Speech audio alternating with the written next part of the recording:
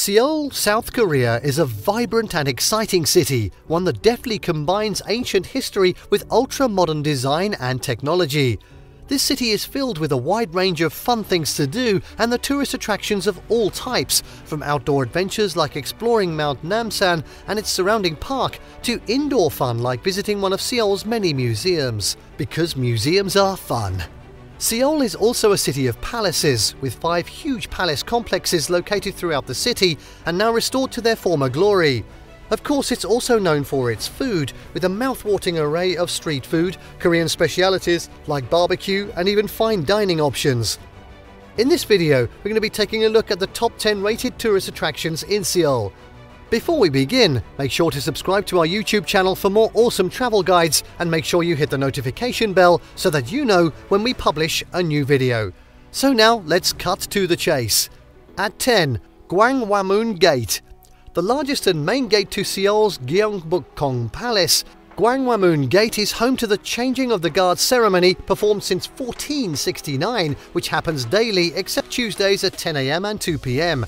The gate has undergone many renovations and rebuilding, most recently in 2010 when it was restored to its original location and reconstructed with native materials using traditional tools and building techniques. There's a large plaza in front, and the gate sits in front of the vast Gwanghwamun Square, home to frequent political demonstrations, a large subway station, a giant fountain, and some huge statues of Joseon-era leaders.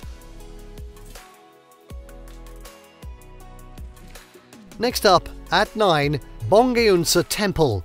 Bongeunsa is one of many Buddhist temples in and around Seoul. It's first opened in the year 794, quite a while ago then, and is a complex of multiple buildings and shrines. It's easy to visit as it's centrally located in the exciting Gangnam area. If you're spending the day sightseeing and exploring the city, this is a wonderful place to take a break. Gangnam style. The temple is on the side of a low mountain, directly across the street from the massive COEX Convention Center and Mall. It's a popular spot for convention goers to take a break and enjoy the peaceful atmosphere. Visitors are welcome, and the temple even has a program that allows guests to experience the daily life of a monk for a few hours. At 8. Blue House. The Blue House, like the name mentioned, is Korea's version of the White House. It's the official residence of the Korean president, as well as the location of his and related executive offices of state. The Blue House isn't really a single building, isn't it? It's an entire campus of buildings, all built in the traditional Korean style and all featuring the distinctive blue tile roofs where it gets its name, obviously. One of the coolest things to do in Seoul is to take a tour of the Blue House. Hour-long tours are given, but participants must apply and schedule their tour in advance online.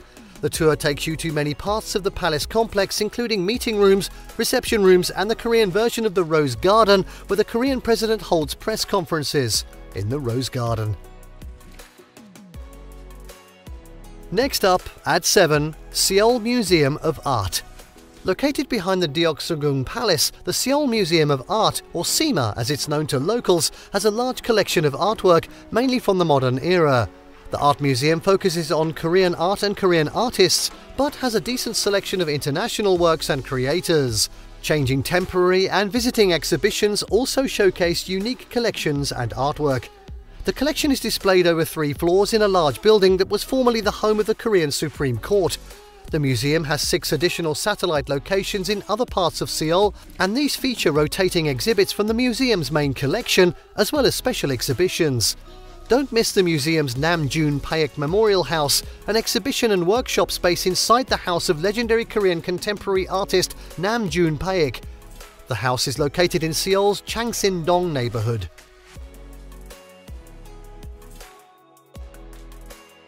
Next up, at 6.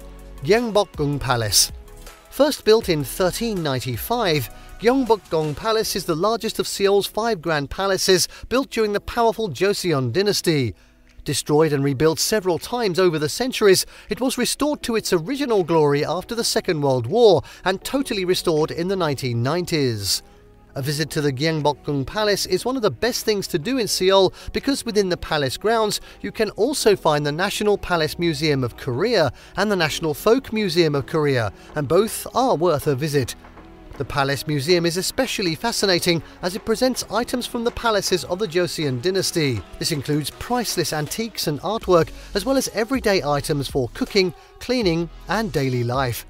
The National Folk Museum focuses on items from daily life, as well as clothing and dioramas, to tell the story of the Korean people since prehistoric times. Next up, at 5, visit the DMZ. A remnant of the Korean War, the DMZ, or Demilitarized Zone, is the area located along the border between North and South Korea. The highly sensitive and highly fortified area can only be visited during an official tour. Aside from the visit to the DMZ, a tour gives you a chance to get out of urban Seoul and see a bit of the Korean countryside. The half-day Korean DMZ tour, which includes pick-up and drop-off in central Seoul, takes you to the important sites in the DMZ area and gets you back to Seoul right after lunch, if you take the early morning tour. The guided tour includes visits to landmarks like the Third Tunnel, dug by the North in anticipation of an invasion, and the Dora Observatory, where you can look over into North Korea. And now, at 4, Lotte World Tower. One of the newest attractions in Seoul is the Lotte World Tower skyscraper. The tallest building in South Korea, it's 500 meters above the ground and currently the 5th tallest building in the world. The vase-like shape, with gentle curves, is designed to mimic traditional Korean ceramic pieces. There are several indoor and outdoor observation areas called Seoul Sky at the top on the 117th and 123rd floors. I feel dizzy already. Views, as you might expect, are spectacular both during the day and at night, and you can see 360 degrees around the city. On the 118th floor, there's the sky deck with the world's highest glass floor. Like magic, the floor changes from opaque to clear, terrifying unsuspecting visitors. Even getting to the top is fun, and the journey is done via super-fast double-decker elevators, with windows on one side and LED screens on the other 3 and on the ceiling. Inside the tower are offices, luxury residences, and the Signal Seoul Luxury Hotel. There's also the Lotte World Aquarium, the Lotte Museum of Art, and an enormous shopping mall. The tower is home to the Lotte Concert Hall and the Lotte Cinema, a state-of-the-art 21-screen movieplex with the world's largest movie screen. The tower is adjacent to the Lotte World Amusement Park, which is a great thing to do in Seoul for families.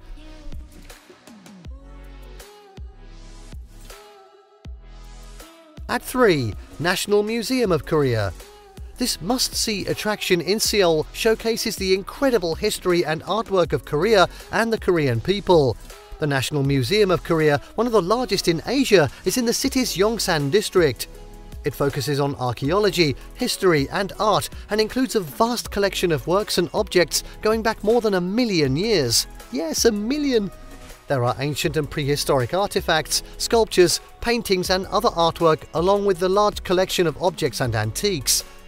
Before or after your museum visit, head down the street to Yongsan Family Park, a nice outdoor space to relax. Another important museum worth a visit, the War Memorial of Korea, is also close by.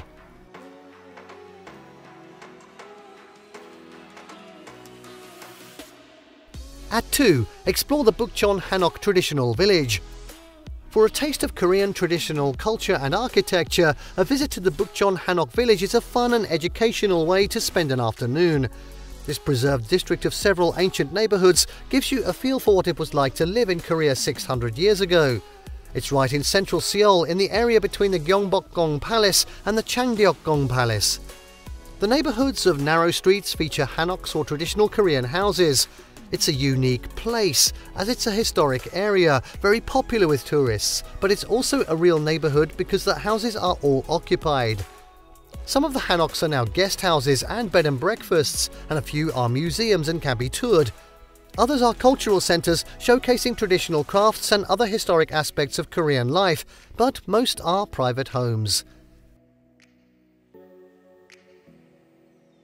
And finally, at number 1, North Seoul Tower.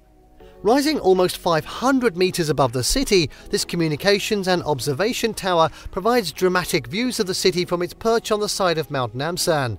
A cable car whisks you up the side of the mountain to the base of the tower. From here, you can go up in the tower and visit any one of 4 observation decks, one of which is a rotating restaurant. Don't get too dizzy. There are 5 different dining experiences at the North Seoul Tower and of course several gift shops.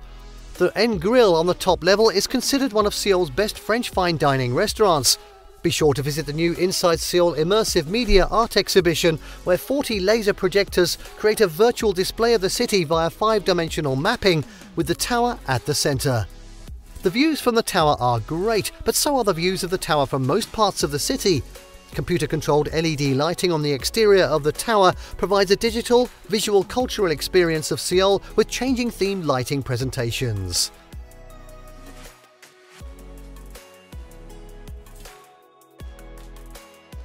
And there you have the top 10 rated tourist attractions in Seoul. Did you like what you saw? Let us know in the comments down below. Share this video with your friends and don't forget to subscribe to our channel for more fantastic travel guides. See you next time.